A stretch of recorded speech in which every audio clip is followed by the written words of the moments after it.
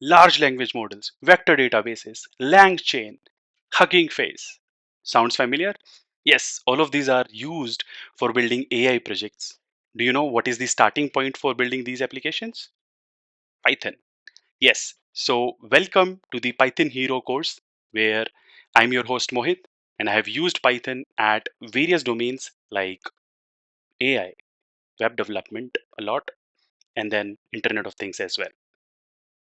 In this playlist, we are going to start from the very basics, right? And then we are going to an advanced level so that we can start building applications using frameworks like Flask. We have Django, and then we have Fast API, which is very famous right now. We will probably be using Fast API. So uh, once you build your depth, with this playlist, learning Python, then we are going to go and build as many projects as we can. Those projects are going to flow one by one, right? So without any delay, let's get started.